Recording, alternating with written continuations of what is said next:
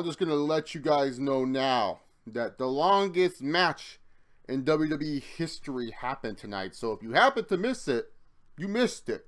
That is right, guys. What is up? Chase here, bringing you a WWE Raw review from the day of February 19th, 2018, President's Day here in America. So that means I had the day off. So I was able to do a Raw review for you guys tonight. Yay, yippee. Normally the reason why I don't do Raw reviews on Monday nights and why I kind of like just do them on Tuesdays or Wednesdays is because I have class on Monday night. So yeah, but now it's time to talk about Monday Night Raw. And thankfully, this Raw decided to take it easy on us poor souls because they decided to dedicate a whole 2 hours to one match. And then the rest of the show was pretty much a bunch of filler bullshit. So let's get started talking about WWE Raw for 2/19/18. A gauntlet of time indeed. It was. Because Raw announced that they were going to have this gauntlet match for all 6 participants in the Elimination Chamber match. And all 7, I should say, excuse me. All 7 participants in the Elimination Chamber match. And then all of a sudden, that there was just going to be, and that was supposed to be the main event. So Raw kicked off, and then Roman Reigns came out. And then, like, all of a sudden, like, randomly, like, I forgot which interviewer it was, Charlie or Renee. One of those two came out. And then Roman Reigns cut in a promo. He was like, you know, never been in Chamber before. It's going to be a hard time. I'm going to have a hard time in this Chamber match, but, you know, I'm going to win, believe that. And, you know, all these other guys, they can't beat Brock Lesnar. You know, I can't. Go back and watch the tape. Go back and watch WrestleMania 31, believe that. I almost beat him. So that was pretty much it.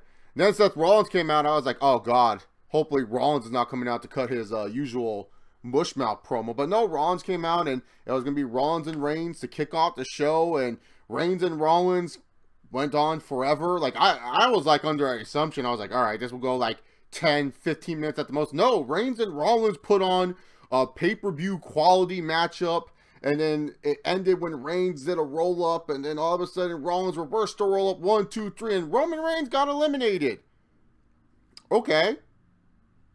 Interesting to say the least. And I will go into full detail about how I felt about the booking of the match went and everything like that after I break down this match.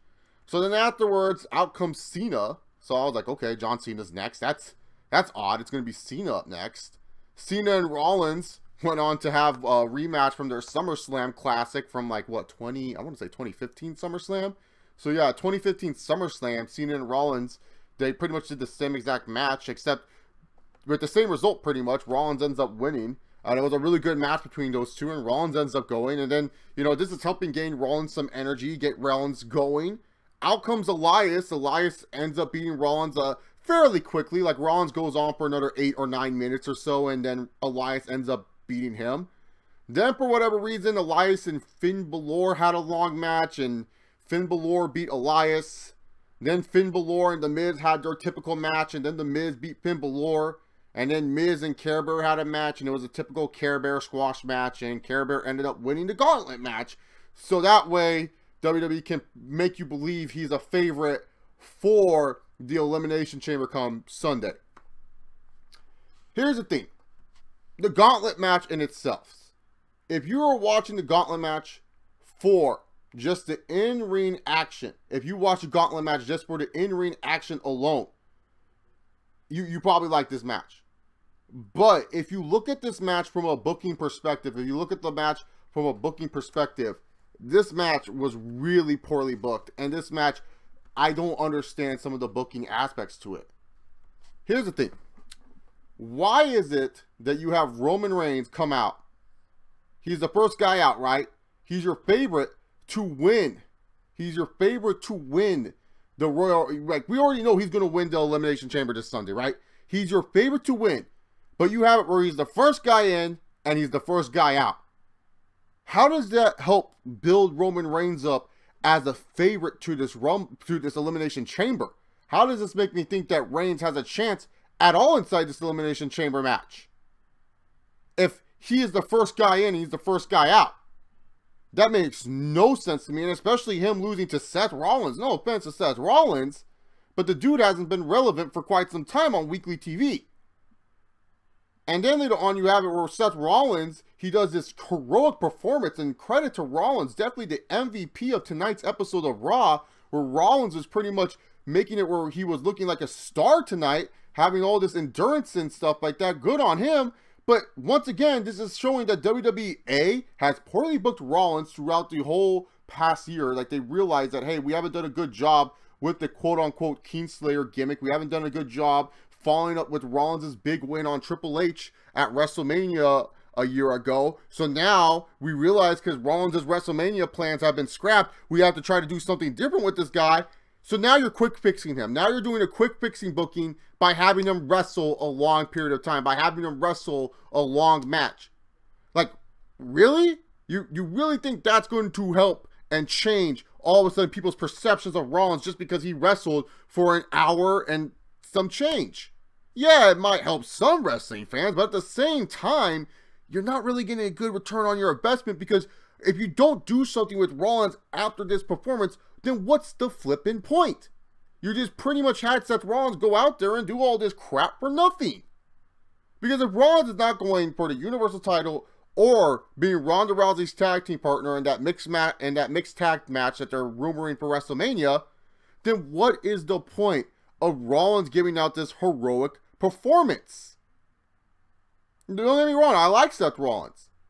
But I just feel like it was just padding and a waste of time. And honestly, I feel the real reason why they did this was so that way you can remind yourselves, oh yeah, Reigns and Cena can wrestle. We already know Reigns and Cena can wrestle to some degree and can have good matches. We don't need to be reminded of this. For me personally, the way that they booked Rollins, it was like a quick fix. It was something that they were just trying to do, like, hey, don't forget Seth Rollins is good. It's like, we don't forget about this. But what's the point? What is the absolute point of this? So that was one thing I didn't understand, the booking of this match. And another thing too was the booking of Elias. Like, seriously, why do they book Elias so stupid? This guy should be a heel. He should be a smart character, like a character smarter than a lot of the other wrestlers we see on TV. I understand Elias getting a clean win over Rollins. Sure, that's fine. Do that. But why is it that Elias was all of a sudden, like, Elias was like, oh yeah, and I'm going to actually try and wrestle Finn Balor? No. Here's the thing. Elias got attacked by a Care Bear last week on Raw. Elias should literally go grab his guitar from underneath the ring, break it over Finn Balor's head, walk away smiling, and then when he does that goofy interview with Renee Young, he goes, Renee, I'm entering last in the chamber. I already got a big win over Seth Rollins. Did you see me beat Seth Rollins? Brag about him being a tired Seth Rollins, saying that he is the best and that Finn Balor is a waste of his time. And just walk away. Boom, bam, thank you, ma'am. Elias looks like a smart character. You gained some sympathy for Finn Balor, out of fuck's sakes. Yahoo! You do something with these characters for once. But no, Finn Balor and Elias have a quote-unquote wrestling match, and it's just like, who booked this shit? Like, for real, who literally booked this shit? That way, like, afterwards, when The Miz came out, we didn't have to do all this Miz-tourage crap. We could have just had The Miz come out. Miz goes in, gets a quick win over Finn Balor. So that way, Finn Balor doesn't look too bad heading into the chamber because, A, he got hit with a fucking guitar, and B, The Miz beat him really quick after doing, like, a cheap little entrance and stuff like that. Bam! You gain sympathy for Finn Balor. You help build Finn Balor's character. Yes, I don't like Finn Balor. He's Mr. Jobberjack, and I'll make fun of him as much as I want on this channel. But fuck's sakes, at least I'm trying to find ways to make this guy a relatable character without his stupid little face paint. Because we all know he's not wearing that Elimination Chamber, because otherwise they would have hyped it up on this Raw where Finn Balor was going to become the Damon. But he's not becoming the Damon at Elimination Chamber. He's just going to be, Yahoo! Jobberjack at Balor. So how is this guy going to get over?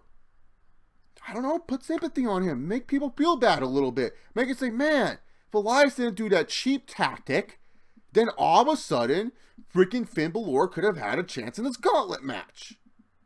But no, and instead of doing what I thought you could do, which would be smart, where you have it where Elias beats Rollins, where Elias gets a nice credible win, and then he knocks out Finn Balor, keeping heel heat on him. Man, not only do you have it where you can have interlayers in this where, you know, Elias and can brag about beating Seth Rollins. Seth Rollins wants to take out Elias, but Finn Balor also wants to take out Elias because Elias cost him this gauntlet match that meant absolutely nothing, but Finn Balor is just some ultimate competitor, so he always wants to win every single match. Wow.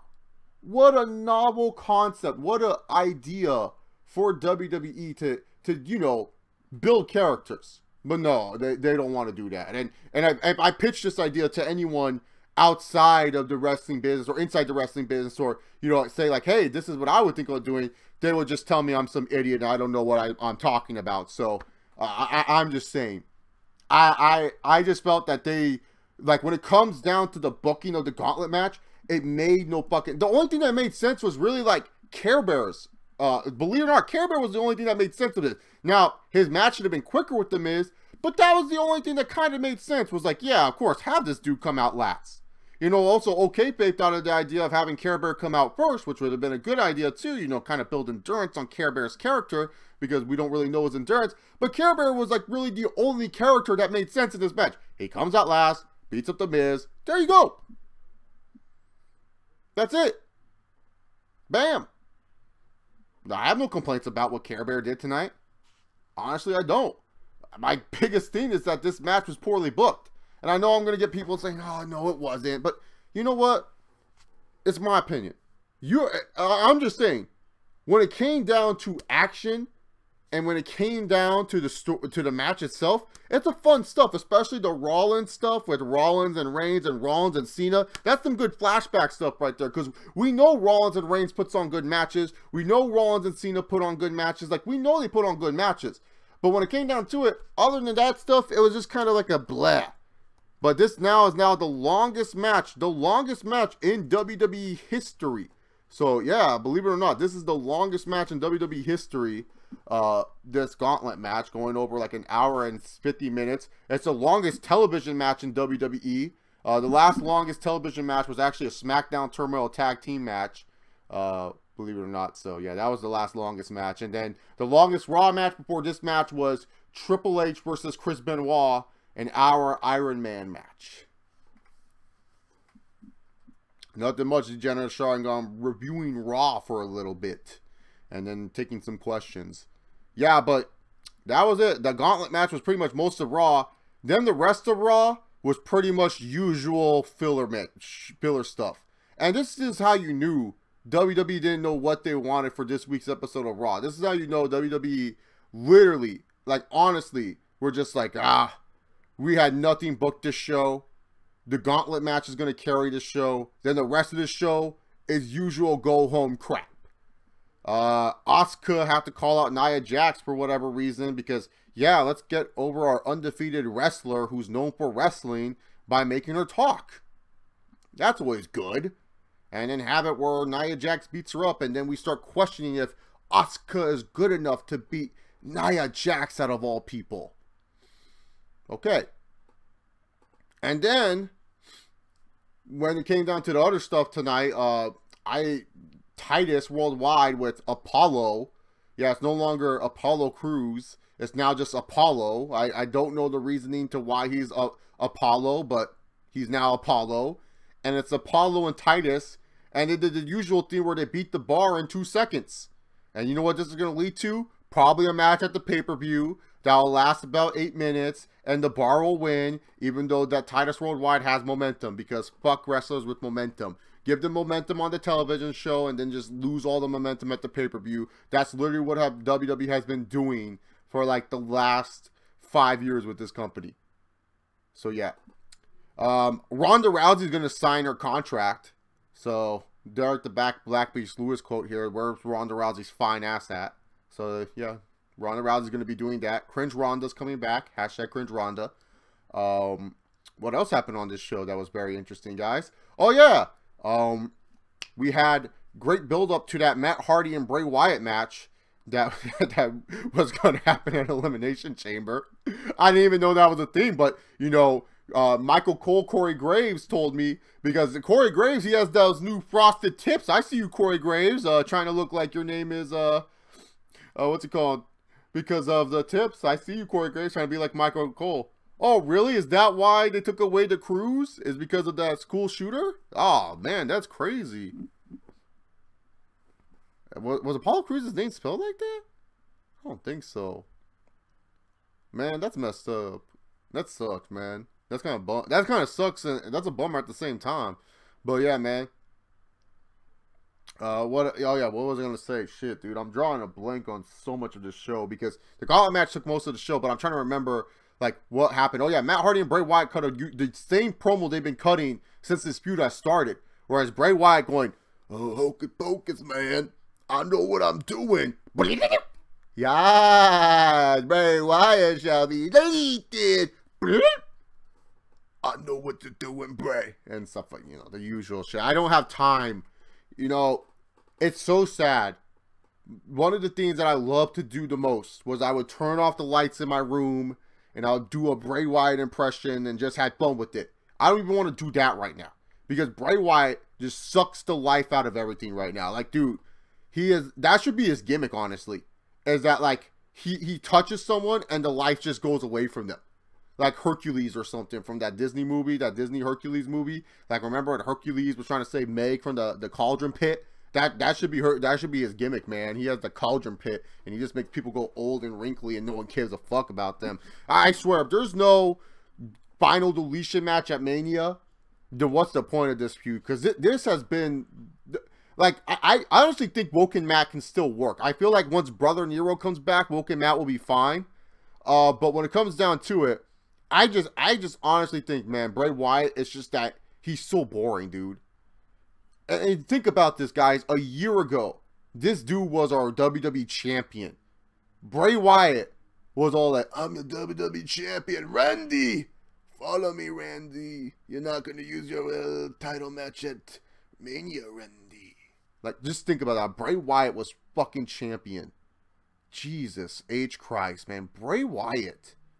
But yeah, so anyways, then we had the women's 6-man tag match to preview the women's elimination chamber. I knew which team was winning because Sasha Banks came out and she was like, and she was dancing and she was having a good time and everything like that. Sasha Banks, I've probably said this way too many times for the same people that watch my videos, and they probably get annoyed with me saying this, but I keep repeating it just so that way people get this point. You know when Sasha Banks is winning the match because she actually gives a fuck in her entrance. When she's going to lose a match, she just doesn't care. So, yeah. Bailey did her goofy shit. Mickie James is still on the roster. Hashtag Mandy Wrestling. And you know what, WWE? Stop with the Paige theme. Alright? Sonya Deville and hashtag Mandy Wrestling deserve their own theme song. Okay? You can't be giving them because I think Paige is coming out every time because that theme is associated with Paige. It's not associated with Absolution or whatever their name is that they still are being called that. All right, it's associated with Paige.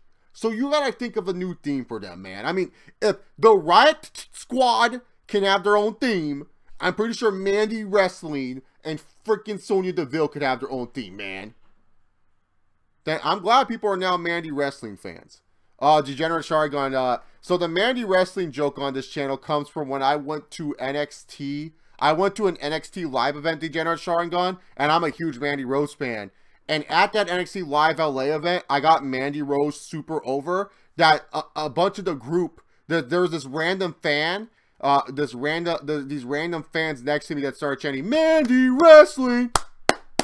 And then I joined in, obviously, and they literally said, because the reason why they started that chant was because Mandy does the Kenny Omega knee, and someone's like, oh, that knee looks like Omega, and I said, yeah, because Omega stole it from Mandy. And you guys have never been with me at wrestling events, but I'm loud as fuck, so yeah, it shouldn't surprise you. But so yeah. So thanks to that, I now call her Mandy Wrestling. And it was funny too, because the whole time Mandy, she would look back because she was trying to figure out which fan was super loud, because I was super loud. Because the top deck was even hearing what I was saying because they were chanting, "Let's go, Mandy!" Because literally, Mandy came out, had no reaction whatsoever. Like literally, like I was the only one screaming for her. Then throughout that tag match, and funny enough, Ruby Wright and Sarah Logan and Sonya Deville were in this match, and stuff like that. Sonya Deville was teaming with Mandy Wrestling, and so then I was getting the fans into Mandy. I was like going, "Yeah, Mandy!" Like overreacting to every move she was doing, man. So if Mandy did a rest hold, I'll be like, "Best chin lock since Orton, Mandy! That's what's up, Mandy!" Like I was going absolutely insane with Mandy Rose. And so then, you know, I love Mandy Rose. Who can blame me? I mean, she's hot. But when it came down to it, the fans really liked it. They started chanting Mandy Wrestling. So I always put hashtag Mandy Wrestling. I'm hoping it catches on one of these times and stuff like that people like it and stuff, you know. But yeah, no, but like I had a bunch of fans afterwards, you know, because I was going crazy. They would come up to me. They're like, "Dude, that was so awesome how hard you went on Mandy, dude. Like, holy shit." And then, yeah, and stuff like that. So the generous shotgun, if you were at NXT LA, yes, Mandy Rose put on the wrestling clinic, bro. She put on a wrestling clinic, man. Hashtag Mandy Wrestling. Hashtag Mandy Wrestling. So that's why I call her Mandy Wrestling. And then I guess the people who follow on my channel, they understand and they put hashtag Mandy Wrestling as well. So yeah. Yeah, so Mandy Wrestling, hashtag Mandy Wrestling, hashtag Mandy Rose. Love her. Absolutely love her. And she knows who I am because here's the thing. She looked back at me like 3 times. And I was like, "I see you looking, Mandy." And then she waved at me once. So she knows who I am. She knows what it is. Like I'm pretty sure when I see her the next time, I'm going to be like, "Hey, remember that crazy fan at NXT LA? Like maybe like almost a year ago?" And she's going to be like, "Oh yeah, was that you? God, you were so awesome." She's going to say that. I know she will because like I'm psychopath and I know this shit. Or I'm a psychic, I should say. Chase Huge Fan, I think I was your 15th subscriber. Can I get a shout out for my beauty? Josue, you don't need to say Huge Fan. I texted you. But yeah, happy birthday to my best friend Josue. Sadly, it falls on President's Day when we have a terrible president in the office right now. But yeah, man, happy birthday to my best friend. It's his birthday today and everything like that, man. He's now the same age as me. He lived a quarter of a century. We both lived to our 25. Like, holy shit. Wait, what do you mean I'm being sarcastic? No, I'm being totally sarcastic with Mandy. But no, she did look at me like 5 times.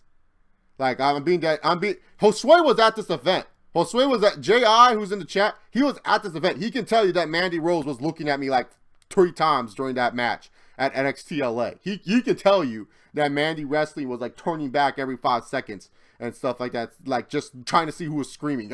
Like, he can tell you about this, Degenerate Shargun. Yeah, see, he can tell you that, man. He can tell you that, like, Mandy Wrestling was looking at me. That I made her into a star. She's on Raw because of me, man. She's on Raw because of me. Without me, no, I'm just kidding.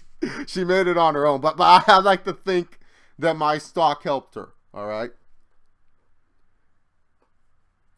Care Bear baby. No Care Bear. What's up, Batman? How you doing? I wish she wants that Chase Oliver, man. Are you kidding me? Dude, I'll tell you right now. If I was with Mandy Rose, there'd be no YouTube. I'll quit this shit. Oh, man, dude. I did not embarrass you, man. Dude, I'm sorry, man. You know how I am at these wrestling events, dude. With all these little jobbers that we witnessed at NXT LA and shit like that. Yeah, so the women wrestled. The babyface team won because Sasha was dancing. Then they were like, I don't know, Absolution thought they were going to beat up whatever her name is and stuff. Yeah, Alexa Bliss, our champion. You know, this is funny. John Cena has wrestled more matches than Alexa Bliss. How crazy is that, man? You know, Degenerate Shark going, if you were there and you were like part of the crowd, she was putting on a clinic because the way that I was selling every move, it made it seem like she was putting on a clinic. But no, honestly, no, she wasn't. But if you were there, you would think she was because everyone was into it and stuff like that. But yeah, man, like how crazy is that? Cena has wrestled more matches than Alexa Bliss has, and Alexa Bliss is a full-time wrestler. And Alexa Bliss, she hasn't wrestled a back-to-back match since July. This is like the first time she's wrestled back-to-back weeks on Raw since July of 2016. And I looked this all up, man. No, I didn't say Sasha's winning the chamber match. Like, you can tell when Sasha's winning a match when she comes out because she dances and shit. But if she comes out with the resting bitch face, you know she ain't winning. Or if she half-asses her dance and stuff like that. Cena versus Rollins or Reigns versus Rollins? Oh, Cena and Rollins all day. I think Cena and Rollins have great chemistry. Fun chemistry, to say the least. Like, I feel like... Because I feel like with Rollins and Reigns, like... Sometimes, like, it's the, you know what shit's gonna come. Like, you can call certain spots. Like, you know what's coming with Rollins and Reigns. But what Cena and Rollins do, they always do a bunch of crazy shit that you don't see coming, man. And I don't know, the thing about Reigns is, like, I know Reigns can lose clean. You know, I know Reigns can lose clean in this day and age. Like, Reigns is not subjected to losing clean. While Cena, while with Cena, it's like, you never know with Cena if he could lose clean. So that's why it's just kind of like, for me, it's like, oh, that's more fun of it. Like, you know that, like, Rollins could end up, like, if Rollins beats Cena, it's kind of like a little surprise. Like, you may not pop really loud, but you go, oh, wow, that was crazy. So, yeah, man, I take Raw, and plus Rollins and Cena, man, Reigns and Rollins have had some bad matches. Rollins and Cena, they've had really good matches for the most part. Like, probably the worst one's their Night of Champions match, to be honest here, and stuff like that.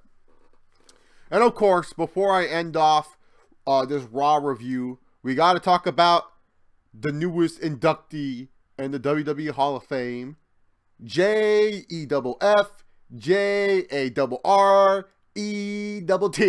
Ha ha ha! I'm back, baby. Get the guitar going, ain't I great, damn it? Oh, man. Jeff Jarrett. Oh, God, man. OTR Central with the Zoom Jeff Jarrett position. Oh. I thought they were just rumors. Like, I thought no way in hell Jeff Jarrett is ever coming back to WWE, man. Especially because of the way he burned WWE for all that money with his daddy. The way Jeff Jarrett was, like, had treated Vince throughout his years. Like, I thought there was no way, especially Vince. Vince has never gone out of his way to bury a mid-carder on live television. That's what some people don't understand. Vince went out of his way when they were having the simulcast Raw. Vince went out of his way to say, oh yeah, by the way, Jeff Jarrett, you are F-I-R-E-D fired. Like, no other mid-card wrestler would get that type of like announcement from Vince McMahon. Like if it was like anyone else, Vince would have just been like, yeah, sorry, we're not bringing you in for the invasion. But he went out of his way to go on and freaking say, like, oh, Jeff Jarrett, you're fired. And Jeff Jarrett, man, he enters one rehab program and now he's in the Hall of Fame. Living in the Hall of Fame, and the world's gonna know your name. I just find this funny. Now, I don't think anyone knows my thoughts on Jeff Jarrett. I think a lot of people just think that I don't like Jarrett because I'm friends with OTR Central. But let's keep in mind, you know, OTR Central hates Randy Orton, but I'm a fan of Randy Orton. That hasn't changed or anything like that. So why? Like, here's the thing, I don't hate Jeff Jarrett. In fact, like, a lot of time, like, I hated some stuff Jarrett did, but keep in mind, a lot of the stuff with Jeff Jarrett, I necessarily never really watched live. Like, the only shit that I saw was when he was screwing my boy D'Lo Brown out of that IC Euro title, man. Come on, man. Why you had to screw my boy D'Lo like that, Jeff Jarrett? And then also all his TNA stuff. Like, I know mostly of Jeff Jarrett's stuff through TNA and NWA. Like, I remembered him from WWF, But honestly, if you would have told me that all the shit that he did in WCW, I wouldn't know, because I stopped watching WCW like around like 2000. Like my family was mostly a WWF family, so like I remember Jeff Jarrett from like Screw My Boy D-Lo, and then all of a sudden, you know, I see this fool, you know, in TNA, he's beating up like K-Quick and everything like that, because I used to be able to watch the weekly pay-per-views and stuff like that for TNA. Like I remember him, and I was like, oh shit, isn't that the guy that was fucking beating up D-Lo and shit like that? And D-Lo was still losing to him too in TNA and stuff like that. But I remember Jeff Jarrett, and the thing about Jeff Jarrett is, I was always indifferent towards him. There was times where it was just kind of like, okay, like where because like obviously he booked himself, and you know, this is before I was quote unquote smart or whatever the hell you want to call me. Maybe a smart ass to the business or whatever you want to say. Like, I felt he was always presented well.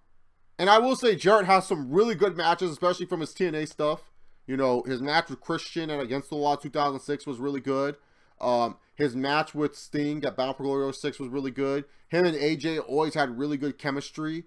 Their sacrifice match with Tito Ortiz as a special guest ref. You know, he's had some good matches. I won't deny that Jarrett puts in good work rate.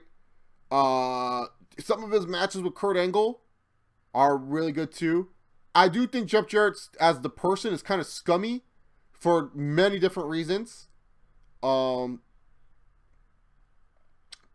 you know, obviously, you know, cheating on Kurt Angle, you know, pretty much like going with Kurt Angle when, you know, Kurt Angle was on the roster and everything like that. And especially at that time, Kurt Angle was still trying to recover and everything like that. And Jeff Jarrett went behind Kurt's back, kind of broke the locker code rules, and went after Kurt Angle's wife, which I thought was fucked up. Especially because like we built all this sympathy to Jill Jarrett, his original wife who passed away of cancer. Rest in peace, Jill Jarrett.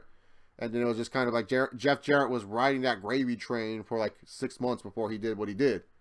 And then when it came down to it, also to the whole gold scandal thing with GFW. I mean, I think Jeff Jarrett as a person is scummy. But when it comes to Jeff Jarrett as a wrestler, he is what it is. What's up, Lay Royalty? Thanks for stopping by. And I'm sorry I haven't been reading the chat. I just wanted to get my Jeff Jarrett thoughts like out of the way and stuff like that. But overall, this episode of Raw, it's an okay episode. I will say that for what it was, the Gauntlet match in ring wise was entertaining. It's just from a story perspective, it brought nothing to the table. And ultimately, the thing is about this Raw, this is one of those Raws that you will look back on. Like, I'm just saying, like, I'm not going to say you're going to remember it fondly, but this is definitely one of those Raws that we will use as a reference point. And especially I will try to use as a reference point moving forward, because it'll be one of those Raws where it's like, oh yeah, remember when Seth Rollins did that Gauntlet match and ultimately it meant nothing because he ended up like opening the show against Elias or something like that? You know what I'm saying? Like, that's how this Raw is going to be looked at. It's kind of like one of those Raws when Cesaro would do really good. So yeah. What did Jeff Jarrett do to D'Lo Brown? Oh no, he just jobbed out my boy D'Lo, Isaac Barak. Like, D'Lo was the double champ and Jeff Jarrett had to ruin that shit and stuff like that. So yeah. But when it came down to it, yeah, this Raw is definitely one of those reference points Raws. We're going to be all like, yeah, remember that Gauntlet match? And I think the Gauntlet match is one of those matches that definitely will be, like, in-ring wise, a good match that holds up for this year. Like, I feel like a lot of people are going to be like, when they come down to underrated matches this year or later down the road when they're like, oh, what was a good match later down this year? And then they're going to be like, oh, remember the Gauntlet match? And everyone's like, yeah, dude, that Gauntlet match was fun and stuff like that. I really feel like the Gauntlet match will do well and will hold up this year and stuff like that. Is it one of the best scenes I've ever seen on Raw? No, I've seen better matches and even shorter matches better on Raw. And I don't even think this is the best long match on Raw. Like, I still remember Cena versus HBK like it was yesterday, man. Like, I don't think I'm going to be... Like, I think the only thing I'm going to remember from this match really is Rollins and Cena and Rollins and Reigns. Like, I'm not going to remember the second portion of this Gauntlet match. Like, in my personal opinion. But overall, this Raw was just okay. The Gauntlet match... Like, I feel like this Raw can definitely change its rating, especially as the year goes on. But it was just an okay episode with a bunch of filler BS. But it wasn't terrible, per se. I wouldn't say this episode was terrible, mainly because, like I said, the Gauntlet match did provide entertainment. I'm not going to just sit there and say it didn't. Like, I'm not going to lie to myself. Like, I was somewhat entertained watching the match. It was just more of the booking aspects that kind of pissed me off. But other than that, it was fine. Overall, Raw was fine. So, okay episode, and then usual filler BS. Now it's time for the Q&A portion. Yay, Q&A. Let's go ask questions and stuff like that. So yeah, let's ask some questions and stuff like that. Does Cena have great chemistry with indie guys, as by Degenerate Sharingan? I think for the most part, yeah. I think it's because the indie guys do moves that we don't really see, and then it's like Cena can kind of counteract them, and then also he slows them down. Because Cena is a clunky dude, so he can't really do like the indie-rific pace of no selling and shit. So yeah, I think he slows them down. It slows them down a little bit. Vince and Jarrett reunited? Well, yeah, pretty much. Who do you think will induct Jeff Jarrett? Road Dogg seems like the main favorite. Road Dogg seems like the main favorite. I would prefer Russo because, you know, Russo and Jarrett have that relationship, and I think Russo doing the speech would be absolutely hilarious. So one of those two would do it. It's alright, Batman. You can always hit the playback. That's the wonderful thing about the live streams. You can always do a playback, man, and stuff like that. I just hated when Jarrett did in TNA with the younger guys, says Blue Knight. Yeah, that was another thing about Jarrett that I hated too, Blue Knight, was like, he would always like not put over young guys when they should have been put over. Like Monty Brown, AJ Styles a couple of times. And then in some feuds, it was like, why did Jarrett need to win this feud? You'll never forgive Jarrett for screwing over D'Lo. Yeah, I know, Ross, right? Fucking A, dude. Kurt Wife. Yeah, I know, man. Breaking the locker room code.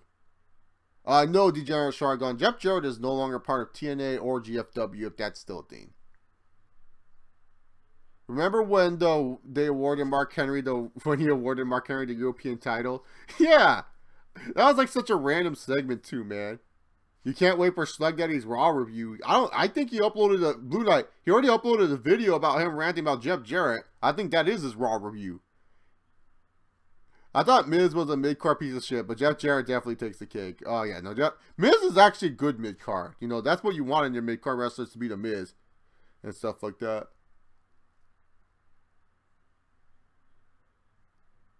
Alright, let's see. Oh, I'm trying to go through it right here. Okay. I'm trying to find the questions. I went down too fast, man. Will you assume that Jeff Jarrett politicked himself into the Hall of Fame? Oh yeah, Blue Knight, absolutely. Jeff Jarrett knew what he was doing. Jeff Jarrett was like, look, if I do this rehab, like look, Vince McMahon, he just wanted his money back. That's what he was trying to do. Vince was trying to get the money that Jeff Jarrett owes him back and everything like that. And WWE helped him with his rehab, and then obviously there were some fences that were mended. And, you know, Jeff Jarrett, the one thing Vince does want, whether he'll admit it or not, he wants that TNA library. And it's not because, like, he loves TNA or anything like that. It's just more content for him to put on the network, which would lead to more network subscribers and stuff like that. Because that's what he wants. He wants that TNA video library. And who can blame him? You know, if he got his hands on that TNA video library, there's some good stuff and good content that you could put on the WWE network. And honestly, I'm being dead honest with you guys when I say this. My bold prediction this year, since Jarrett got into the Hall of Fame, when I heard about this, I wanted to make this prediction, but I'm going to make it now. And I'm probably going to repeat it a bunch of times this year, so y'all get sick of it anyways. But I do it just because, like, in case new viewers come, I don't want them to think, like, oh, I just made it up. But my bold prediction for it is that I think during the summertime or during the fall, TNA is going to come on the WWE Network. I think we're going to have some TNA library onto the WWE Network, because Jarrett can do that. Jarrett can mend those fences and stuff like that.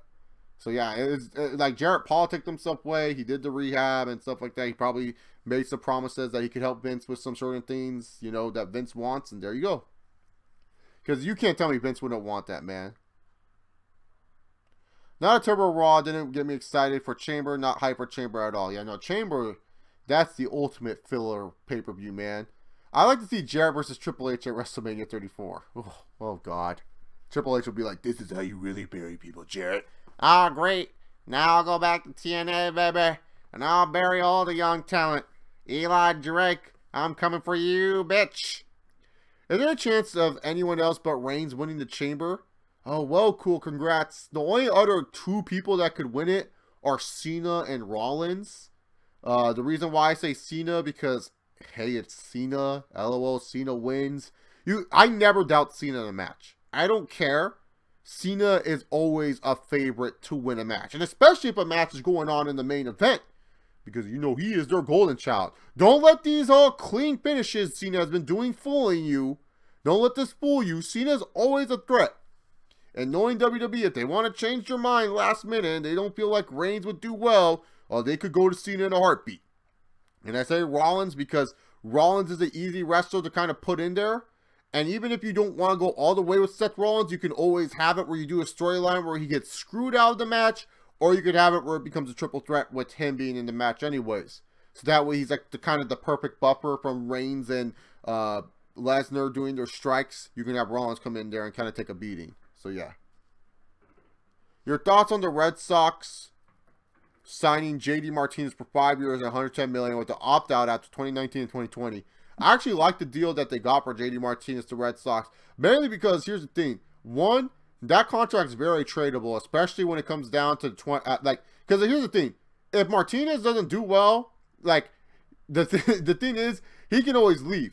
And that's the thing. The Red Sox don't really lose anything out of this. Like they have a good tradable contract, and especially for a team like, say for example, if Martinez like stays for 2019 and his numbers dip a little bit, which I don't think they will. I think he will stay well within his opt-out years. And that's the thing is too, they give JD Martinez more power too, because he doesn't have to commit long-term to the Red Sox. He could always leave after a great 2019 season and go on and make more money from a terrible organization.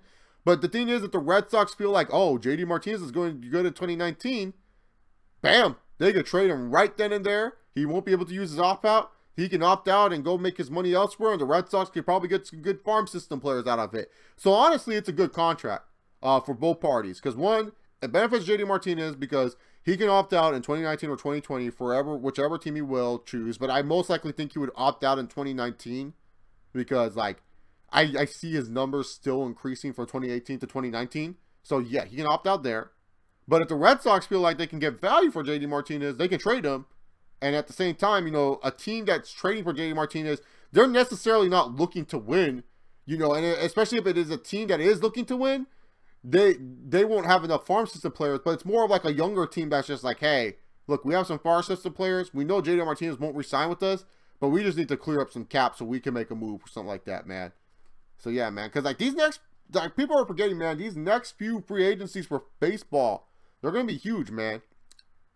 2018, 2019, 2020, those are going to be huge free agencies, man. So, yeah, I think it's a great move what they did for JD Martinez, man. It's good for both players.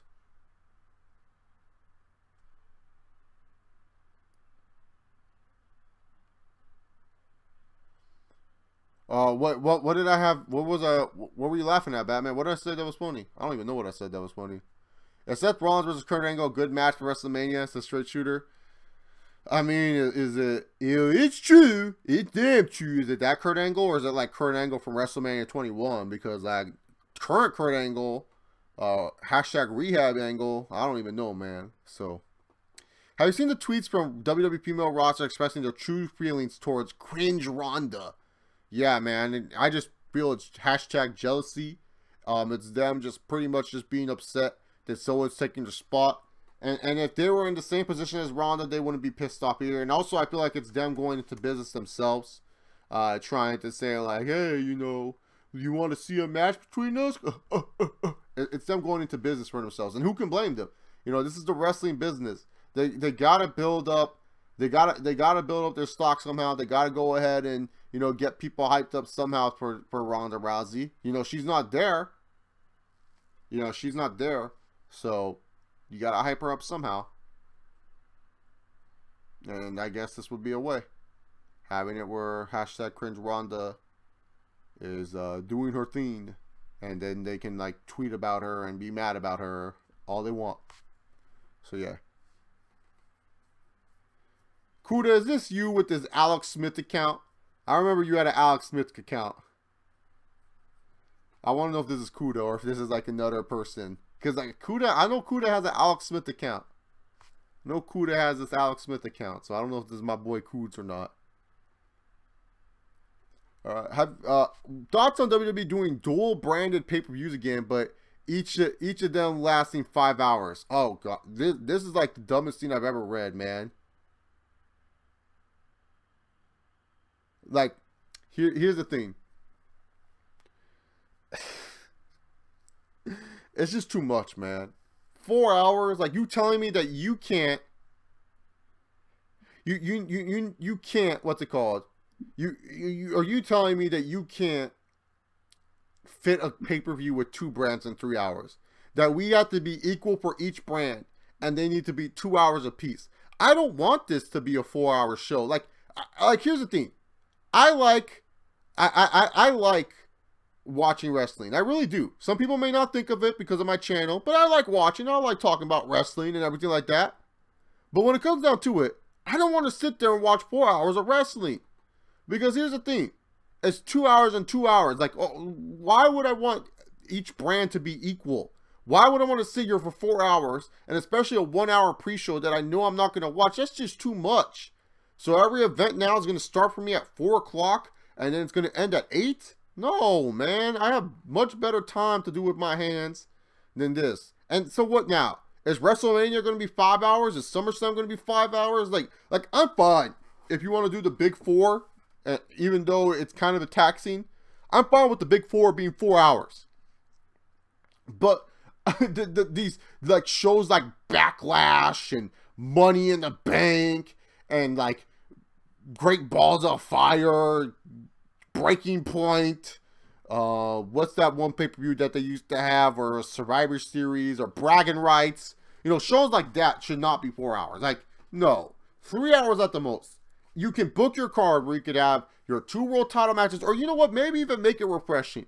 Maybe have it where one dual branded pay-per-view, the Raw title's on the line, and then the next dual branded pay-per-view, the SmackDown pay-per-view's on the line. You know what I'm saying? You do something like that, where it's kind of refreshing and stuff like that. And maybe you could have AJ Styles do a feature match against a Raw superstar, where it's like, oh yeah, since there's now dual branded, let's have our WWE champion face a Raw superstar, you know? It's just ridiculous, man. Like, that's just too much, man. Too much wrestling. Too much wrestling with this, man. Rossi even knew that was cool. Yeah, because I remember Kuda had an Alex Smith account. I didn't know, man. Like, I was like, is that Kuda? Like, because I know Kuda has one, so who knows?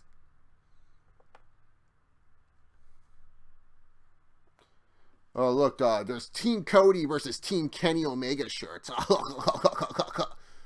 Whose team are you on, guys? I can tell you which team I'm not on. I don't support any of these assholes, man. Team Okada. Great Balls of Fire is on schedule. Yeah, I know it's Blue Knight. I was just using pay-per-view names. Okay, that's what you were laughing at, Batman. I'm glad that I made you laugh with that. Because like that's literally what I pictured, like how that match would go. Yeah, Team Okada, right, Ross? Who's on Team Okada? Because I'm on Team Okada, man. Best wrestler on the planet right now is Kazuchika Okada. All right? I don't want to hear any of y'all say anything else. I don't want to hear your blasphemy. I don't want to hear your everything else. It's Okada. Favorite non-Big Four pay-per-view? Back in the good old days, it used to be Judgment Day. Degenerate Sharingan. That would be my favorite. So many good Judgment Day moments. Undertaker coming back. Cena versus JBL I Quit match. I was so pissed when Eddie lost to JBL and stuff like that. Like, I don't know. I love Judgment Day. I don't know how to really explain my love for Judgment Day, but Judgment Day was my favorite, like, non-Big Four pay-per-view back in the day. And then my second favorite became, once Judgment Day went away, was Armageddon. And then after Armageddon, it would be Money in the Bank. So yeah, man. Yeah, I'm on Team Run with Ross. Make sure you guys go check out Gold Standard 000's channel, guys. You guys aren't, you're done. No, I'm just kidding, you're not done. But you get the idea. Team New Japan Pro Wrestling bored me. Oh, Isaac, I'm sorry. Yeah, New Japan's definitely an acquired taste, Isaac. Like, I don't blame you. I'm not gonna be one of these New Japan scrubs being like, you don't know real net PRO or some shit. Like, I understand, man. Like, sometimes New Japan can bore. Team LIJ, Degenerate Sharingan, get your Naito ass out of here. Yeah, I'm just kidding, man. Naito should have won. Hashtag no. Hashtag Okada reigns. Los Inganorables. Ah, fuck it. I don't even know how to say it. Do a yo impression with the I love you, Mike. Oh my Jesus. Hi, Mike. I love you, Mike. I come for you will so, Mike. Go for Jesus. I'm so sorry, Tim Gunn. I don't mean that's it all cool. That's my Yoel. I don't know how to do Yoel is kind of like Anderson a little bit, but you have to have like a weird like I don't know. It's like a weird thing with it, man. It's all right. It's a great sport. Lorenzo Patino, Dana White. So yeah, his English is so funny. Yeah, man. Yoel is interesting. He's just an interesting dude overall, man. Like he's like 42. Sounds like the nanny from Family Guy. No, Ross, is it? No. This is the Ross. This is the nanny from Family Guy. No. It's okay. Consuela was her name and stuff like that. Raw has 6 weeks to build off of WrestleMania, while SD Live has 4 weeks. Well, don't forget, Straight Shooter, SD Live already has their main event. Come on! So, they don't have to worry about that. Do you think Asuka promo went on a little too long? Yeah. Because, Xander, why is it that we need Asuka to come out and be like, I'm going to Detroit, Nia Jax. Okay? Like, no! Asuka shouldn't even talk. Literally, this should have been a promo. Asuka comes out, she goes, she looks, she takes off all her stuff, and she does the Shinsuke. Come on! So she doesn't do it like Shinsuke, she just goes, like saying, come on out here. And then Nia goes, I'm not like most girls, and I'm a for something. And it's like, oh, okay, there we go.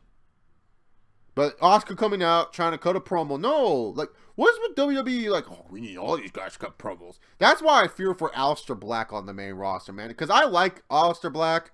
I feel like he's a solid talent. And I feel like he's definitely one of the NXT guys that will definitely, like, can break the mold of the Vince bullshit. But, man, dude, soon he's going to start cutting these cringy promos where he's like, I live in the dark because that's where I'm from.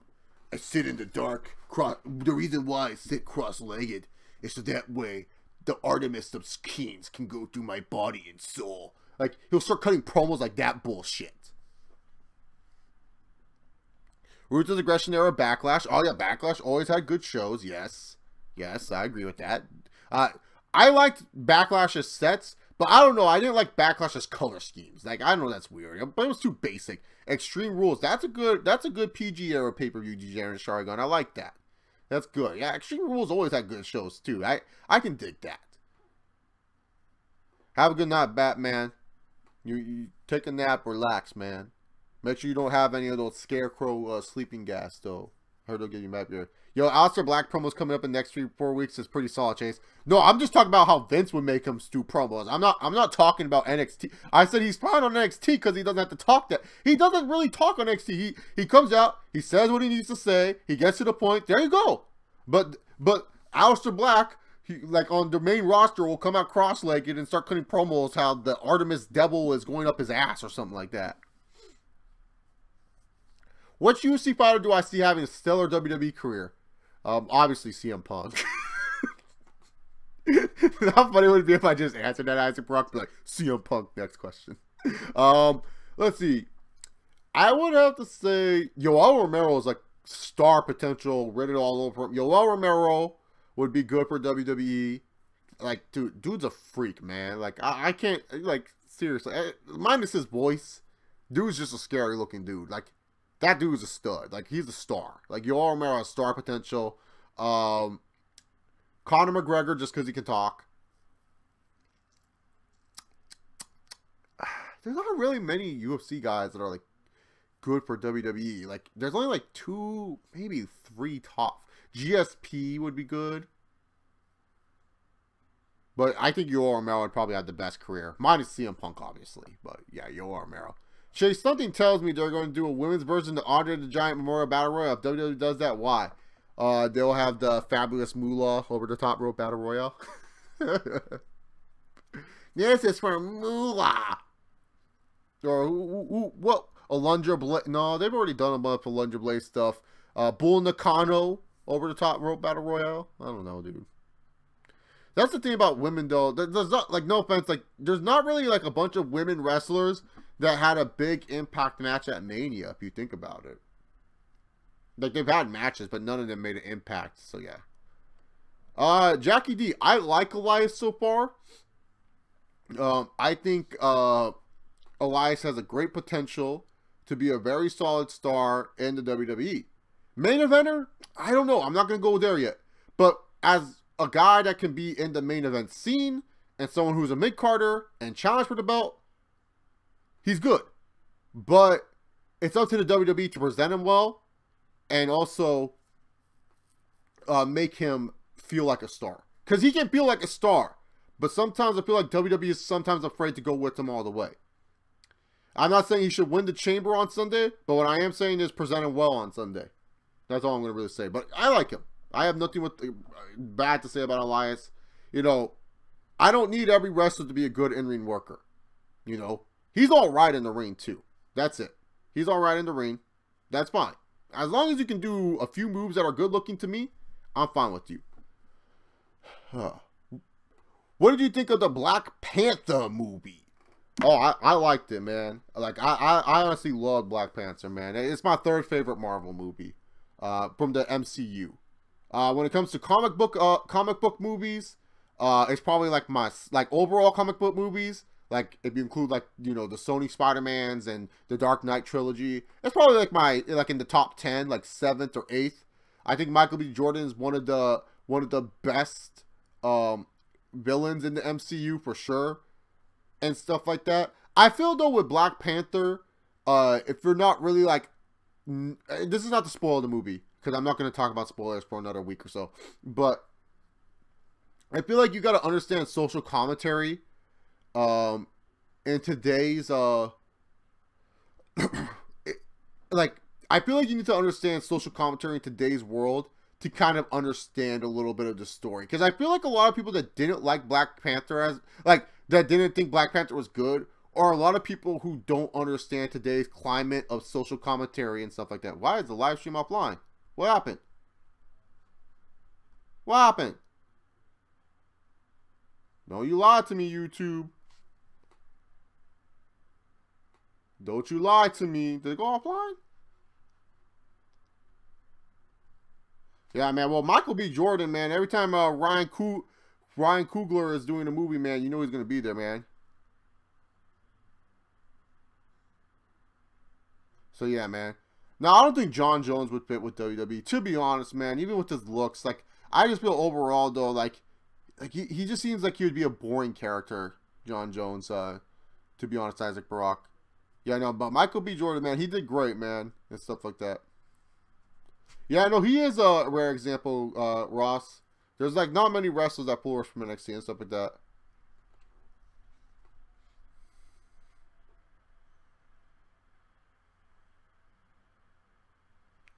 Yeah, Jackie D, because, like Elias does not really fit with the NXT crowd, because then you have to, what they call it, like, he wouldn't fit with the NXT crowd, because NXT crowd looks for good matches, man. They don't really care if you're a good character. Would last Conor McGregor in the Attitude Era or Ruthless Aggression Era? I think Conor would have lasted in both eras really well.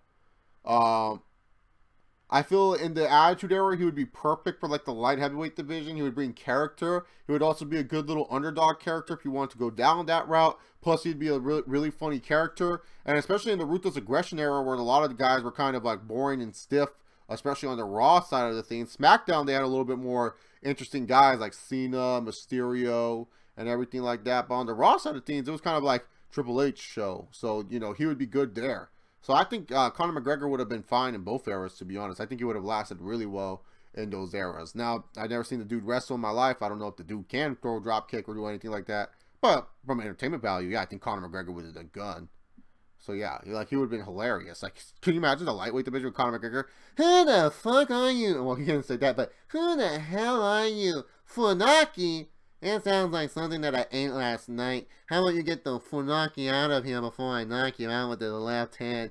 I mean, look at you and Taka Michinoku, make a Pikachu. I might throw this Pokeball at you and catch you myself so that way I can just release you into the wild like you belong. Like, can you just imagine Connor cutting promos like on the fucking light heavyweights back then? It'd be great. And they call it Xbox Key because they want you to get the hell out of here, you piece of shit.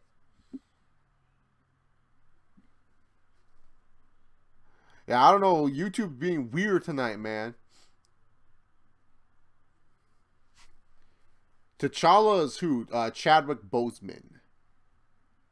That's the main character, Ross. T'Challa's the main character.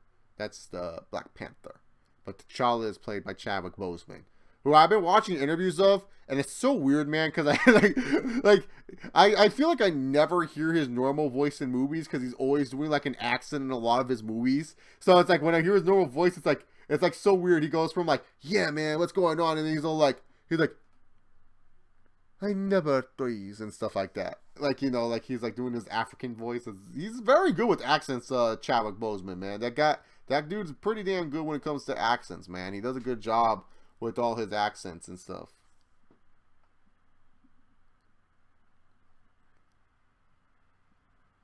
Oh, JD from NY would be raging. Good.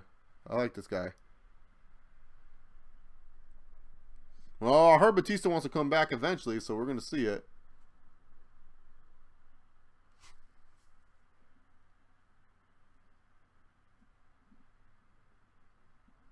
Oh, so Alex Smith is a girl, apparently. I don't know. Who are you on, Alex Smith? Do you follow me on Twitter? I mean, this is Kuda, obviously. Kuda, is this you with your Alex Smith account? Because I feel like it's my boy Kudas. But if not, Alex Smith, you have the name of an NFL player, so congratulations. I don't know if you know that, Alex Smith. Yeah, I think Care Bear has it. Yeah, the stream is getting like, I don't know what's going on, man, to be honest. I think it's more of a YouTube issue and stuff like that, because I feel like YouTube has been really slow today and stuff like that. But it's all right. We can power through it. It's not the end of the world. But yeah, Care Bear can fight for the IC title. I feel like that's the route WWE is going with him anyways. Like, I don't know why they want to go with that route, but it is what it is. So yeah. Yeah, well, yeah, Chadwick Boseman's a good actor, Matt Ross. Like, he's done a lot of good roles. Like, he played, he played in that, God, fuck, what was that one movie that he's done a lot of good movies and stuff like that. I can't remember the name that he did, but he's done a lot of good movies and stuff like that. Let me look up his, like, Wikipedia, man, because I know Chadwick Boseman has done a lot of good stuff. Chadwick Boseman. He's like 40 years old too. He looks good for 40 years old, Chadwick Boseman. Man, dude, what's with these people looking good at 40, man? I hope I end up like that. Hope I end up looking good when I'm 40 years old. Let's see. Because like Chadwick Boseman, man, he was like, what's it called? Yeah, he was in Draft Day, Get On Up, he played James Brown in Get On Up and everything like that. Like he's been in some good movies, man. And he played Jackie Robinson in 42. But I always feel like he always has an accent, man. Like I never heard like Chadwick Boseman's actual voice. Yeah, man. Cena looks great at almost 40. AJ Styles, Chadwick Boseman. Me, I'm gonna look like a bum. No, I think I look good at 25. Like I look better than most.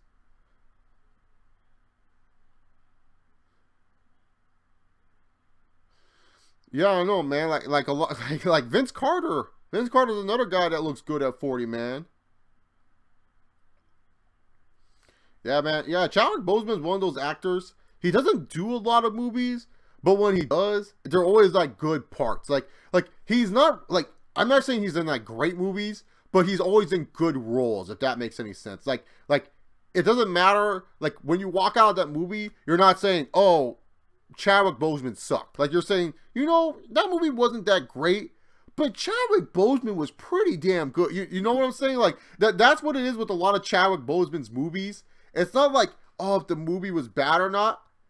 He's always like pretty damn solid. Like you always walk away from a movie of his and say, yeah, you know what? he was okay. You know, like, he wasn't bad. Who would it be the next big athlete to transition to pro wrestling? My pick would be LeBron's. Oh, LeBron? LeBron would be good. Next big athlete, probably Rob Gronkowski. Honestly, like Gronk is like a wrestler written all over it, man. Is he gonna play Thurgood Marshall in the upcoming movie? Yeah, he is. He's gonna be playing Thurgood Marshall. Actually, I forgot the movie's name and stuff like that. But yes, he will be playing Thurgood Marshall, man. Yeah, I don't know what's going on with the stream, man. My encoder says everything's fine and stuff like that. I don't know, man. This is like a weird night. This is the first night that I've ever had like an issue with the stream and stuff like that. My legit first night ever. So I don't know. I think it's more of like the fact that, you know, AT&T sucks and stuff like that. So I just think it's more of like my internet was just shitty today, which is fine. Like, I don't really care. It doesn't upset me one bit and stuff. Like, sometimes shit happens. Like, you can't control it. Like, I have everything plugged in. Everything's working on my end. It's just sometimes some shit happens. But it's all right. Because people are still asking questions and stuff like that. So I'm good with that. But yeah, I think Gronkowski is the next big time athlete to John Shargon. Yeah, man. And then Michael B. Jordan, dude. Like, I swear, man. He does movies with that Ryan Coogler director. He does great shit. Every time he does movies without him, it's always kind of like, that was okay. And I love Michael B. Jordan. Like, I don't think anyone knows this, man. But Michael B. Jordan, whew. It's my boy right there, dude. I love Michael B. Jordan, dude. Like, he's like one of my favorite actors in Hollywood. I love this dude, man. Like, I remember, like, this fool was on The Wire, and I remember when I was streaming Friday Night Lights, and straight up, dude, I saw Michael B. Jordan on Friday Night Lights. I was like, wait a minute, that's that fool that got shot up in The Wire. And then freaking Michael B. Jordan is coming on there, and he's doing the little, like, you know, you know, that little lip feed and stuff. And he was like the rebel quarterback. He was Vince Howard. The greatest quarterback in East Dillon Lion High history and stuff like that. Like, oh man, I love Michael B. Jordan, dude. He's my boy, dude. Michael B. Jordan's my boy. So yeah, dude. I watched Parenthood because I heard Michael B. Jordan was in it. Like, Parenthood, Michael B. Jordan and Minka Kelly, man. I was like, whoa, shit. Well, talking about all-star right there. But yeah, no. Like, if you look at Ryan Coogler, who was a direct, who, by the way, Ryan Coogler, I think I'm saying his last name right. He directed Fruitvale Station, Creed, and Black Panther. And you know who started all of them? Michael B. Jordan. And then he's doing another movie, and guess who's starring in that one? His fourth movie that he's been doing. Guess who's starring in that one? Michael B. Jordan. Like, you know, like, I feel like Michael B. Jordan, his only good movie that isn't with Ryan Coogler is Chronicle. I feel like that's the only movie where, like, that was his best movie without Ryan Coogler's directing. Yeah, because, like, and Creed 2. Wait, is Ryan Coogler directing Creed 2? I thought Sly was. Is Coogler, like, part of it? Like, I'm not saying his name right. It's Ryan Coogler, right? I don't want... Okay, it is Ryan Coogler. I just Googled Ryan because I looked him up recently and stuff like that because I didn't want to say his name wrong. Oh, what was your question, Gino? Yeah, I said Gronk. I said Gronk would be the next big athlete to transition, unless you asked another question. I think the stream was fucking up at that time, but yeah, I said Gronkowski would be my guy.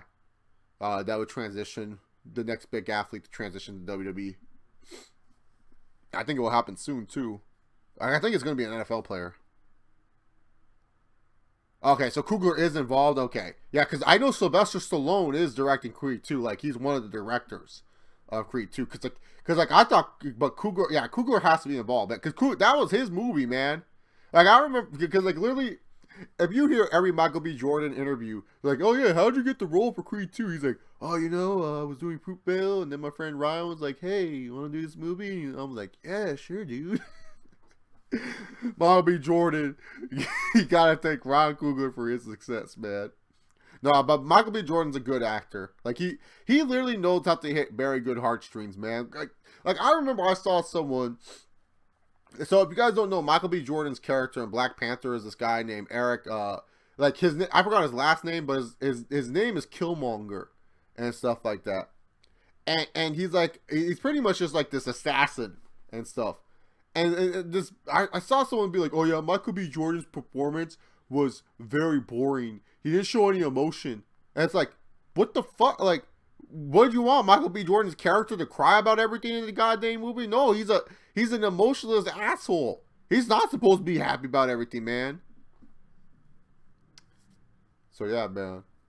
But yeah, no, Black Panther was a good movie. Like, definitely check that shit out. I liked it. I thought it was fun.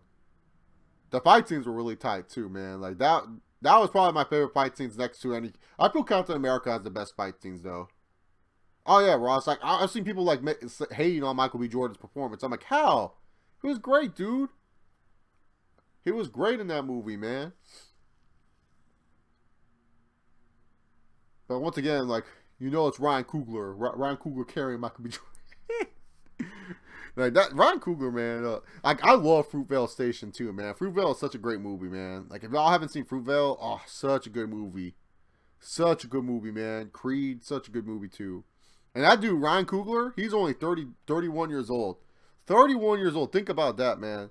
That dude's only 31, 32 years old. And he directed possibly one of the biggest superhero movies ever in Black Panther.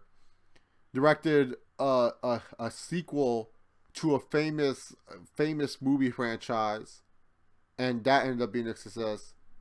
Like, he's very good at telling true story, like, rewriting true stories, too. Like, he's very good at doing those true story movies as well. That's why I'm excited for Raw and Answer when that comes out.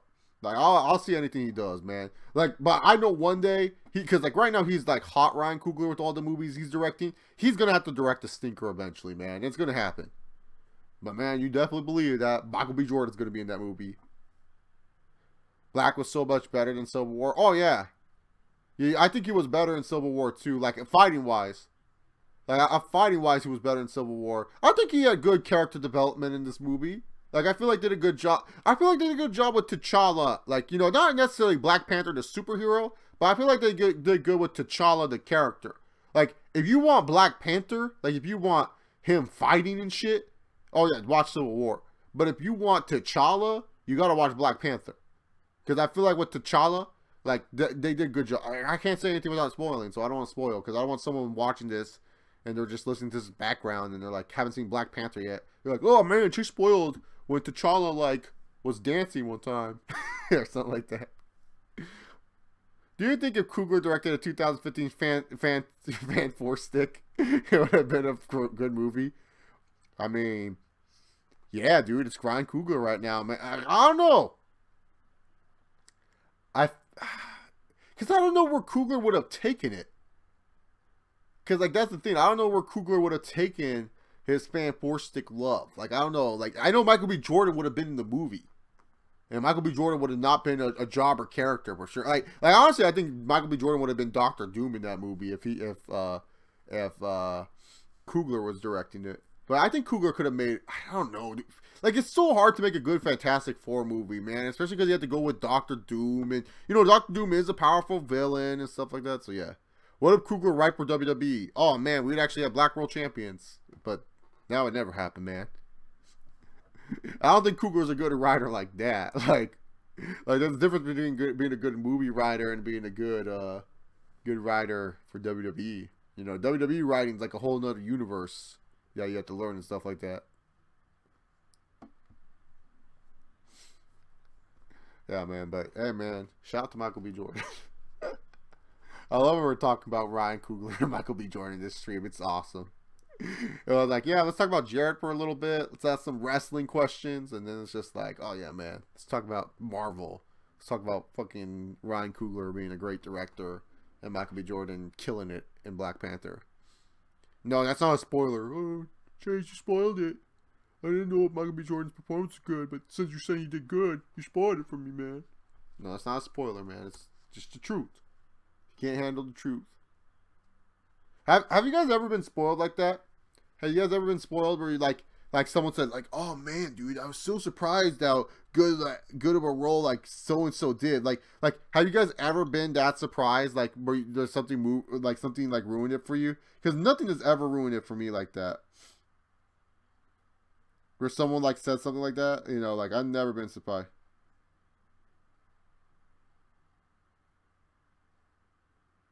Man, my friend, dude, I have this one homie. He recently got a job at Chevy. This This fool is selling cars like crazy, man. He's a great man. He's a great dude. Fucking good shit, dude. Which Infinity Stone is your favorite? Are we talking about from the movies or from the comics? I've always liked the Power Stone. That's always been my favorite stone in general. I think it's the yellow one. I can't remember off the top of my head. It's been so hard and stuff like that. So yeah. Any good movies coming out before the superhero apocalypse hits in May? If I worked at the movie theater, Ross, I'd be able to tell you. But when it comes down to it, I don't work there anymore, so I can't tell you.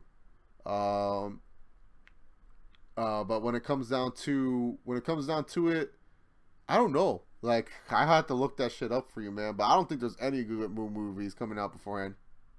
I can spoil you Degenerate Sharingan. That's good, but like I don't want to spoil it because like I know I have like a bunch of people that listen through the playback. Like I got a good playback time from a lot of people and stuff like that. A lot of people actually retain because like a lot of people will be like, yeah, I'll play this in the background and stuff like that while I'm playing video games or if I'm working out, which is cool to me. Like someone wants to listen to my dumb ass while they work out or something like that, which is cool. Time Stone for me. Oh, okay, so you like the Time Stone? The movies, definitely the one that powers up Vision. I think that is the Power Stone actually, because it's pretty badass. You know, Jarvis became Vision, and Vision's fucking overpowered, and it's a great fucking in general. So I like Vision, man. Vision's one of my favorite heroes from the MCU. I think he's funny as hell. Like I laughed so hard in Age of Ultron when he lifted the goddamn hammer. Like I was laughing so hard. I was, I don't know why I thought that was funny, but like when he lifted the hammer and Thor's like, what? He looked at the hammer and stuff like that. What did I think of Andy Serkis' performance in Black Panther? It was fine. You know, it was Andy Serkis, man. Like, you know, he's another good actor. You know, I'm used to him being Caesar and being the monkey apes strong together. You know, I'm used to that Andy Serkis. I'm not used to actually seeing Andy Serkis is always so weird for me. Because I'm just used to him being a monkey all the time and everything like that. And stuff like that. But no, he was fine as Claw. You know, because like, I remembered, like, I was like, oh yeah, is he going to come back? Because he was in Ultron and stuff like that. And he was like buying the vibranium and stuff. So that's what I always like about those Marvel movies. But it also sucks too. You have to always remember this shit, man. Because Age of Ultron came out in what, 2015, 2014 or some shit. And then they sit here and make you try to remember. Like they expect you to remember, like, yeah, he was in Age of Ultron. Remember his scene? That one scene that he was in? Age of Ultron. It was very short. And Ultron saying, make your friends rich and your enemies richer and find out which is which. You know? Like, I remember this stuff because I'm just, like, I'm like a useless encyclopedia of knowledge and stuff. But when it comes down to it, it's like, man, dude. Like, you have to remember that. Because, like, I was trying to sit there and be like, yeah, he was in Ultron. And stuff like that. But no, I'm used to Andy Serkis being Caesar! And stuff like that. And yes, I say it like that because that's how you have to say it. You can't just be all like, you can't just be like Caesar. Like, no, he's Caesar! You have to say it in the Kovu voice. Once again, that's my, and before anyone asks, yes, Rise, War, Dawn. Those are my favorite those are my favorite, that's like my favorite movie trilogy. Like, where is it, dude? Like, I stole this from my movie theater. My old job. I stole this from my old job just because I loved it so much. Like, I'm trying to find it. Oh, there it is. Alright, this shows how much I love fucking Planet of the Apes. I stole this little, like, thing that was, like, Planet of the Apes related. Like, I have like a Planet of the Apes coaster somewhere around here. Like, I love Planet of the Apes, dude. So yeah, war is coming, Caesar, and stuff like that. The last time I went to a movie theater was Star Wars The Last Jedi. I thought it was a good movie, but the ending pissed me off where like Luke was dancing and shit. I want a non-Hollywood developed movie about Street Fighter and Full Metal Alchemist. I think Full Metal has one of those actually. Street Fighter, good luck with that. But Full Metal, I think Full Metal has one of those actually. I actually never saw Age of Ultron. How good was it? I don't care about spoilers at this age of the game. I honestly, Age of Ultron, I didn't like how they made Ultron really goofy, man. Like that was like the one thing. Like they were really trying to play off the comedy that Loki had.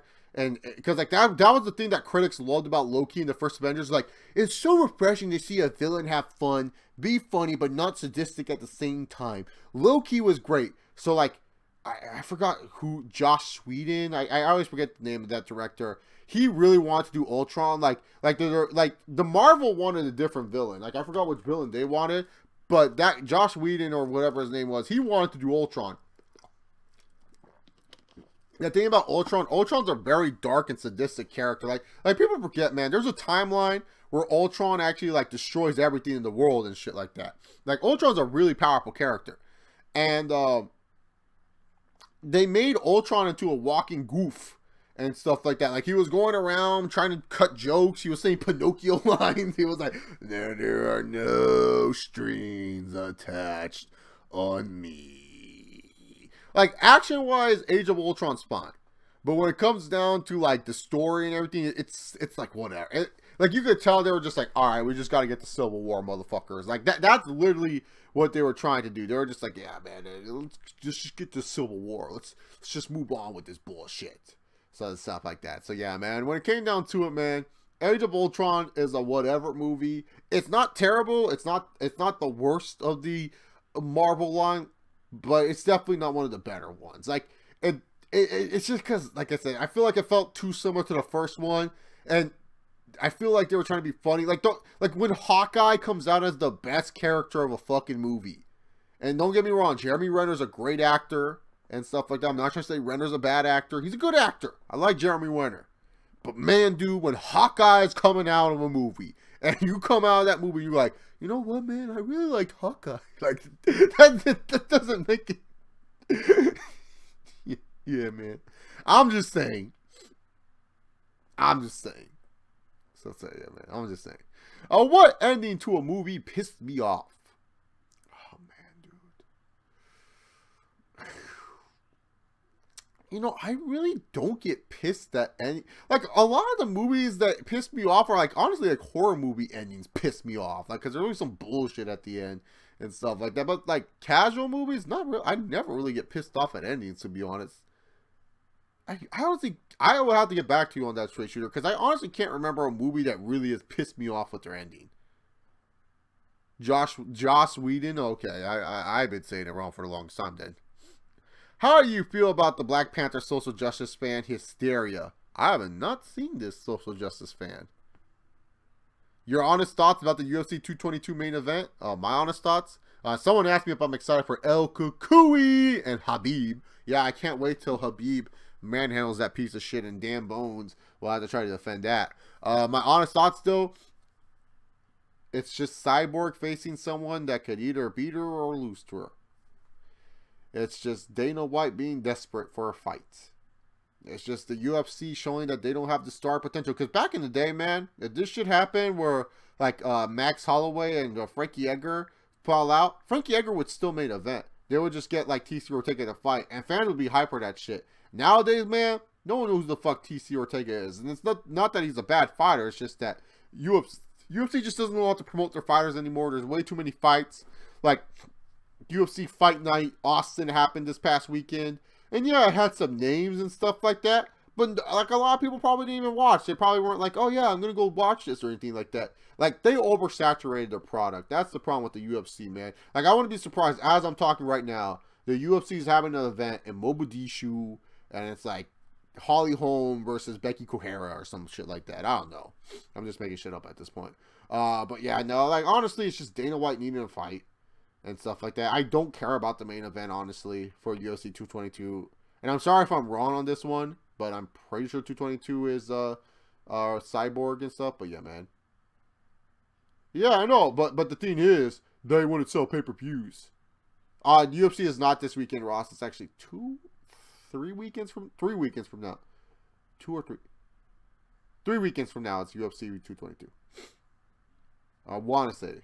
It's the first week of March or the second weekend of March. How about that? Let's cheat for a little bit there. Let's say one of those.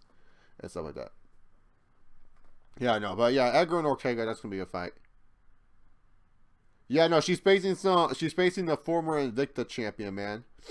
Thoughts on WWE holding a house show on a 100,000 stadium in Australia?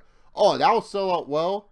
I don't know if it'll get to 100,000, but I think 80,000 70,000 at least. Australian fans are crazy, man. Like, New Japan did well in Australia. What do you think WWE is going to do over there? So I think it's a great thing for the WWE. I have no gripes against it. You know, if they record it, more power to them. If it's a network special, once again, more power to them. But yeah, man, I think it's a great thing that they're doing, man. And I feel like they should do that for more countries and stuff like that, where they try to do big shows. You know, because sometimes it's cool for the fans to say they went to a huge event like that, even if it's not a WrestleMania or anything. You know, I don't know what kind of people they're gonna have on that show, man. So who knows? But yeah.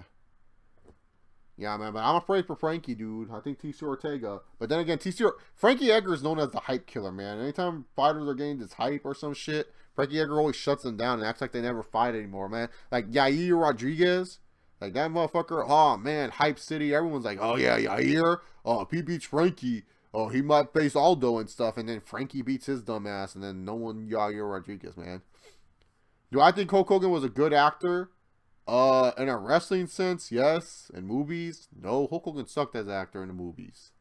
I don't think anyone, even diehard Hulk Hogan fans, wouldn't say he was a good actor. Like, he had a good voice, but as an actor, no. I was like, no. In a wrestling sense, Hulk Hogan knew how to sell and everything like that. But acting wise, he just wasn't good. Yes, it was global warming, 2002. It features segments like Edge trying to throw a boomerang. Brock Lesnar, Rock, and Triple H for the WWE Undisputed title was the main event. Good match. There's a lot of good stuff, actually. I think on this channel, I reviewed Global Warming 2002. I have the DVD. I just don't know where it is. Let me go see if I have it, like, somewhere pull-outable. And we can look at it real quick. I don't know if I can find it off the top of my head. I do have Global Warming 2002 because I remember I saw it at like Suncoast. Like if you guys remember Suncoast Videos or some shit. Like, I remember I had it at Suncoast Videos, so I was like, oh, I gotta get this. I've never seen this before and stuff like that. What's in here? Oh, interesting. All right, let me see. Global Warming. Oh, there it is. Perfect. It's in an area where I can't pull it out easily, but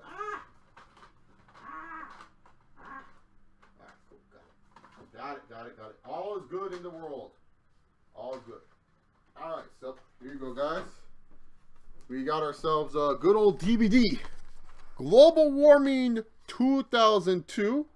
Alright, this is the inside of the DVD. I don't know if you all can see it that well, but yeah, here you go. It's the inside. This is the disc of the DVD. The cover features main eventers. We have The Rock, Brock Lesnar, Triple H, and Stacy Keibler. I think this is one of the first DVDs too that they started using the scratch logo. Don't quote me on that, but yeah. So we have the back side, and you can see some of the cool, like this is nice little. I miss when DVDs had this cool art. Nowadays, like they just put the match themes and there's no cool picture art, but this is cool. It's like a nice little edit. The matches on this show. First off, the extras. You get the tour recap, the aftermath. The Rock after the triple threat match, 3 classic matches from the 1986 Australian tour. That's neato. So let's see. You got a Kiss My Ass match between Rikishi and Rico, and I'm pretty sure Rikishi won that match. You get a cruiserweight title match with Jamie Noble versus the Hurricane. Okay. WWE tag team match, Lance Storm and Christian versus Billy Kidman and Rey Mysterio. That sounds like a fun match, actually. Bra and Panties match, Stacy Keibler versus Tori Wilson. Sounds like a Spank Bank match. They knew what to give these Australian fans who have never seen it before. And a triple threat match for the Undisputed title. The champion, The Rock at the time, taking on Triple H versus Brock Lesnar. And in fact, I did not notice this. There is a little bit of that bra and panties match. What's it called? There's a little bit of that bra and panties match on this DVD. You can see it right here. Look, there's Tori Wilson and Stacy Keibler. And I don't know what's going on in this image, but it looks like Tori is trying to derobe Stacy Keibler. But yeah, this is the match list. If you guys couldn't hear me reading and if you guys want to pause for whatever reason to look at it, sorry for the glare. Let me get the little picture. Let me get the paper version of it. Like that back in the good old days where they have the papers and stuff like that. Oh wow, there's even a glare on this. Yeah, so this is the match list. The classic matches. Oh wow, so these are the classic matches that you get from this set. You get the Rougeaus versus the Moondogs, Don Morocco and Mr. Fuji versus SD Jones and King Tonga, and Andre the Giant versus Big John Studd. So that's pretty cool, actually. So yeah, here we go. These are the matches right here. So yeah, I think that's pretty cool by the WWE. So that's Global Warming Tour 2002. Fun little DVD. Like I said, if you haven't seen this event, actually, like honestly though, if you haven't seen this event, and like I know we randomly just brought it up because of the WWE Australia tour, if you haven't seen this event, I definitely do suggest watching this one. Like I think it's a solid. I think it's a solid event. Like nothing's gonna blow you away, but it's not the worst thing I've ever seen. And you can see how lazy I am because I just threw it. I didn't even slide it back. Dude, that's too much right now. I gotta fix my bookcase. Like oh man, my bookcase right now. I have too much random DVDs, and I gotta clean the bottom of it soon, man, and stuff like that. So yeah. Thoughts on the rumors of a Willy Wonka prequel possibly being made? I don't know, Xander. That sounds hype as hell. Like maybe I'm on a popular opinion on that one, but that sounds hype as hell. I'm very excited for that. That actually sounds cool. Actually, I'm excited. Let's check, Ross. I'll check for you if it's on the WWE Network. I'm going to use my WWE Network powers here. Because I do have the network. Because I'm a fool and I pay money for shit that I shouldn't need to pay for and stuff like that. WWE Network. WWE.com/WWE Network. Let's see if Global Warming Tour is on the network. It should be on the network. I don't see why not. WWE. Okay, shut up. WWE. What quality program? No, I don't want to watch anything right now. God dang, WWE. Trying to force shit down my throats that I don't want to watch. You search for WWE Global Warming. No results were found for that term. Please try again. Yeah, I don't think they have it. I don't think they have it. Let me check. Do they have any of those, like the insurrections and stuff like that? Like, hey, JC, while you're checking too, is it on? Do they have like the insurrections and the rebellions and stuff? Like, I want to know if they have any of those, man, because that'd be some hype. I'll be hyped for that, man. You know, if they had any of those, like, I'll be like, oh shit, dude, because I remember some good matches, man.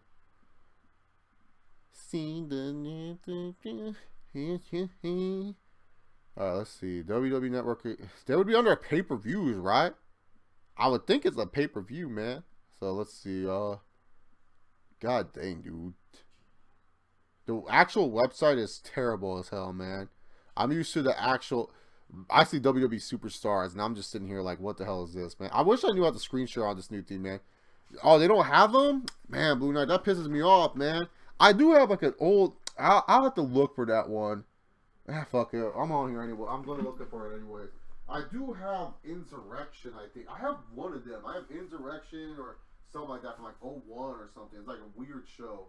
I've never finished watching it either. There's a lot of wrestling DVDs that I haven't finished watching. Let me see.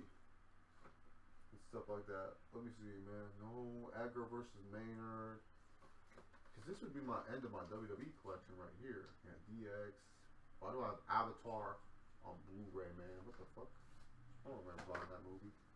Yeah, there's some movies, man. Sometimes when I look through this, I'm just like, I don't even remember this shit. WrestleMania 26, Pride, TNA. That's a video game. Then you put WWF Vengeance, SmackDown, something. More wrestling video games that I don't play. Where is? I have one of those UK tours. I can't. Where is it? It's like WWF Insurrection. I think I have Insurrection something, man. I remember watching that shit too. I was like bored. I fell asleep. Yeah, I can't find it. Oh well. It is what it is. So yeah, I can't find it right now. Great compelling string by Chase Oliver. Watching some fat ass. Trying to find it, man. Oh, it's on the hidden gems section. Yeah, Ross, watch that main event though. The main event's fine. Yeah, guys, I know I gained some weight. No, I'm just kidding. It's actually this t-shirt. This t-shirt, I'm being dead. No, I'm being dead fucking serious. This t-shirt is like a weird build, man. Like I'm actually slimmer than what I once was, but for whatever reason, man, this t-shirt, man, it just makes me look weird. Like, I hate this t-shirt, dude. Like, it makes it look like I'm a gut. Because, like, the thing about this t-shirt, like, if you notice, it does this. Like, it does this weird, like, flippy thing. So it's like, you know, I wear it because I have to represent my school. You know, this is the school I go to and everything like that. But, man, this t-shirt, it just makes me look all weird and bluffy and stuff like that. I think it's because of extra large or something. But, yeah, man, it makes me look like I'm fat, but I'm not, man. Like, my gut is not that big. You see? You see, it's just a t-shirt, man. Look at me. I'm trying to cover up everything with my t-shirt. But you get the idea, man. I ain't that fat and stuff like that. Okay, see, Blue Now has my back. For all you people who be like, no, man, she's fat. I'm not fat, man. I'll admit I'm chunky. But, man, this t-shirt, man, I don't know what it is with this t-shirt. It makes me look big. Because one of my friends was even like, because one of my friends, he saw me probably at school 2 days ago, and I wore this exact t-shirt. And he's like, dude, I don't want to be rude, but man, it looked like you gained weight super fast. I'm also really like self-conscious about facial hair and my hair. I feel like if I have a lot of it, I look super fat, but then when I shave it, I look really skinny and slim. So yeah, man. But yeah, guys, I feel like this is a great point to end this stream. Hey, thank you guys very much for tuning in for almost 2 hours of this madness, man. We pulled a gauntlet match here, guys. We pulled a gauntlet match. Thank you guys very much for watching this review. If you guys like what you saw, hit the subscribe button. Give this video a big old thumbs up. Follow me on Twitter. I'm gonna do some regular uploads in the next few days. If I hear some wrestling news or topics that I don't want to just like jump on the stream for and stuff like that. And plus, this week is going to be what's it called? Because this stream right here, it's gonna be probably my only stream this week, mainly because I have like 3 exams this week for school, so it's like kind of like I'm in study mode and stuff like that. I was even like debating, should I do a stream tonight? But I managed to get in some good studying today, so I feel pretty confident for my exam tomorrow. So I was like, you know what? Let's just do a stream. Why not? Plus, I feel like when I do streams, I tend to have better luck for the exams, which is kind of weird to say, but that is the case sometimes. Because like last time I did a stream, I got like an 86 on my Spanish test. So yeah, so maybe it's good luck. So who knows? So yeah, so maybe this is the thing. Maybe this just hyped me up even more, brother. So yeah, thank you guys very much for enjoying the stream. Remember, guys, just like Brock Lesnar, sometimes you don't have to give a shit in life. And remember, guys, pop your collar, put on your jobber jacket, raise your hands up high, and scream to the clouds, Yahoo! Oh man, that was a terrible Yahoo. Let's stop that. Let's start that over. Let's do the. All right, let's rewind it how John Cena would do back in the day. Yo!